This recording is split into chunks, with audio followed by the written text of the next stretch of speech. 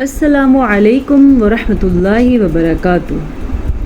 آج ہم نے سورۃ النبأ پڑھنی ہے، تو مجھے امید ہے کہ آج کے سبق سے بھی آپ کو خاطر خواہ فائدہ ہوگا انشاءاللہ۔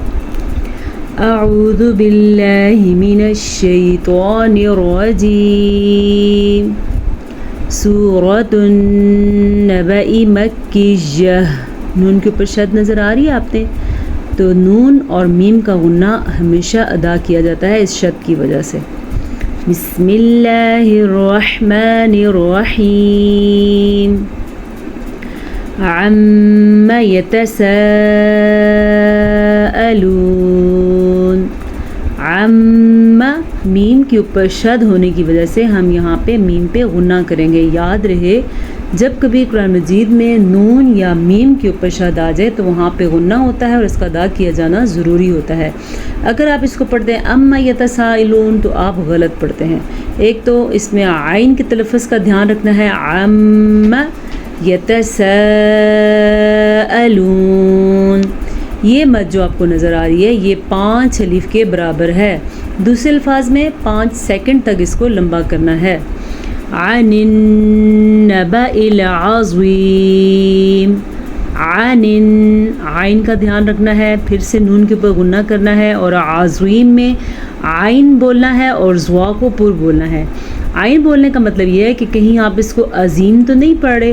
اگر آپ اس کو عظیم پڑھ رہے ہیں تو اپنا تلفظ آج ہی درست کر لیں، یہ عظیم نہیں ہے، یہ ہے عظیم۔ الذی ہم فیہ مختلفون۔ کلا سیعلمون۔ کلا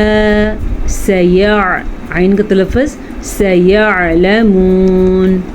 ثم کلا سیعلمون۔ ثم پھر سے میم کا غنہ ادا کرنا ہے اور سیعلمون میں عین کے تلفظ کا دھیان رکھنا ہے۔ الم نجعل الارض مہادا۔ نجعل، جیم کے اوپر قلقلہ ہو رہا ہے کیونکہ جیم کے اوپر ساکن ہے اور جیم حروف قلقلہ میں شامل ہے۔ 5 وہ حروف جب ان کے اوپر ساکن آ جائے تو وہاں پہ جھٹکے کی کیفیت پیدا ہوتی ہے، اسے قلقلہ کہتے ہیں۔ کون سے ہیں وہ 5 حروف؟ قاف، طا، با، جیم، دال، یہ 5 حروف ہیں۔ اور زوا میں را ساکن ہے اور را سے پہلے حرف کے اوپر زبر ہے تو یہ را پر پڑی جائے گی، اور زواد اس لیے پر پڑا جائے گا کیونکہ را زواد پر پڑے جانے والے حروف میں شامل ہے۔ وہ کون کون سے ہیں؟ خا، صاد، زواد، غین، طا، قاف، زوا۔ مہادا میں ہا جو ہے اس کو چھاتی سے نکالنا ہے۔ والجبال اوتادا وخلقناکم ازواجا۔ وخلقناکم، خا کو پر کر کے بولنا ہے اور لقناکم میں قاف کا قلقلہ ادا کرنا ہے۔ وجعلنا نومکم سباتا وجعلنا اللیل لباسا وجعلنا النہار معاشا۔ یہاں پہ دیکھیں ہم نے غنہ کیا ہے کیونکہ نون کے اوپر شد آ گئی ہے تو یہاں پہ غنہ بنتا ہے۔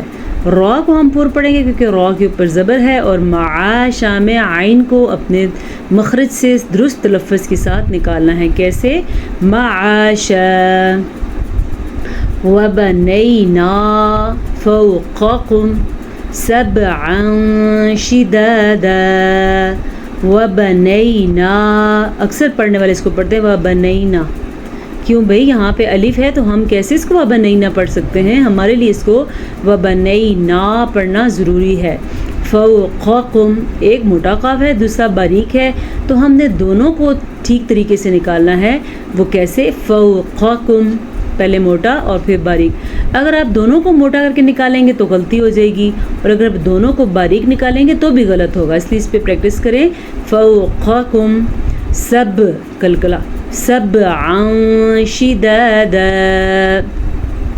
وجعلنا سراجا وهاجا۔ یہاں پہ ادغام بالغنہ ہو رہا ہے کیونکہ نون تنوین کے بعد واو جو ہے وہ یمون میں سے ہے، یا میم واو نون، جب نون ساکن یا نون تنوین، اس کو نون تنوین کہتے ہیں، 2 زبر 2 زیر 2 پیش، نون تنوین کے بعد حروف یمون میں سے کوئی ایک حرف آ جائے تو بھی یہاں پہ غنہ ہوگا، کیونکہ یہاں پہ ادغام ہو رہا ہے تو یہ غنے کے ساتھ ہوگا۔ وہاجا، غنہ کتنا لمبا کرنا ہے، سراجا وہاجا، وَأَنزَلْنَا مِنَ الْمُعْصِرَاتِ وَأَنزَلْنَا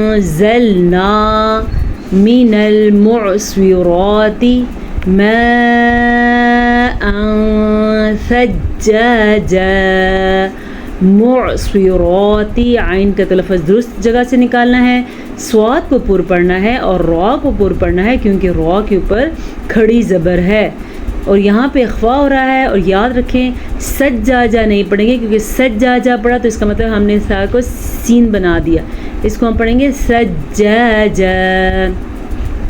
لِنُخْرِجَ بِهِ حَبًّا وَنَبَاتًا، لِنُخْرِجَ، خا کے تلفظ کا دھیان رکھنا ہے، بھی جو ہے ہا کے تلفظ کا دھیان رکھنا ہے، حبا ونباتا، حبا، حا کے آواز آپ سن رہے ہیں، اسی طریقے سے آپ نے بھی نکالنی، اور یہاں پہ ادغام بالغنہ ہو رہا ہے، ضرور آپ نے غنہ کرنا ہے۔ کیسے کرنا ہے، حبا ونباتا، وجنات الفافا، غنہ کریں گے نون کے اوپر، وجنات الفافا،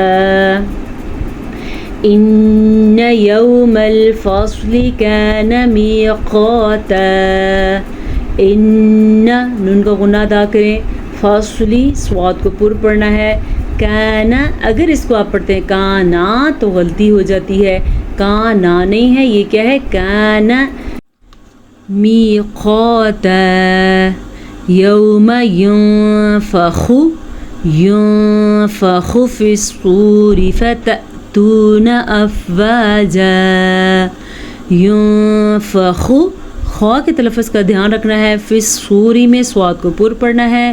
اچھا، اگر آپ اس کو فتاتونا پڑھتے ہیں تو آپ غلط پڑھتے ہیں، فتاتونا تب ہوتا جب اس الف کے اوپر یہ ساکن نہ ہوتا، الف کے اوپر ساکن ہونے کی وجہ سے یہاں پہ جھٹکے کی کیفیت پیدا ہوگی، تو ہم اس کو کیسے پڑھیں گے، فتأتون افواجا، وفتحت السماء فكانت ابوابا، ابوابا، سمجھ آ رہی ہے، ہم نے یہاں پہ جھٹکا دیا کیونکہ کلکلا ہو رہا ہے۔